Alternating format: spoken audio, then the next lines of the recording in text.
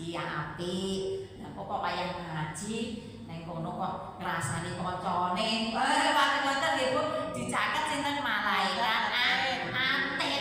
Wonten malaikat sing nyatet elek malaikat atit. Nek kita niku percaya nek malaikat niku wonten, lah dalam kehidupan kita akan berhati-hati. Terus teng alam kubur, oke, di wonten malaikat sing pertama kali napani. Ya niku malaikat sinten Mungkar kali Nakir. Yo nek niki sahabat Nabi sing asmane Nu'man, perso Nu'man Bu, sahabat Nu'man niku lho. Niku sahabat sing gawe lucu. Nabi niku mbok sedih kaya apa niku digawe lucu nggih. Sahabat Nu'man niku wae. Niku sahabat Nu'man niku galipun dikubur. Niku dalam kubur niku lho. Niku mawon niku jek iso guyon. Ten lho. Biasane Rasul mesti guyu niku. Lah ditekani malaikat Mungkar Nakir ngeten.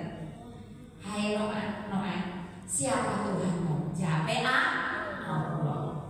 Dan ditekani siapa nabimu? Jawabe malaikat kan ojo rame-rame. Wong ini dhuwur iki. Niku sahabat Nu'man nggih. Maksude Rasulullah niku waktu ngubur sahabat Nu'man diurut to nggih Bu. Diurut mayite. Lah niku pas waktu diurut malaikat Mungkar Nakir datang. Nekoni ning sahabat Nu'man niku. Hei, siapa jenenge Tuhanmu? Jawabe Allah. Barang ditekoni malaikat, "Sapa rasulmu?" Jawabe mboten langsung Nabi Muhammad nggih. Ini dulu iki aja rame-rame. Rasul besok, oh dasar Nu'man ning jero kubur kok jek iso ngejakku guyon. Mesti niku ngejak guyon Rasul. Sahabat yang terkenal lucu niki nggih sahabat Nu'man niki. Sampai Rasul niku sampai wonten niku ceritane wonten tamu di utane niku ditaleni nggih. Kali sahabat Nu'man niku langsung dibeleh to.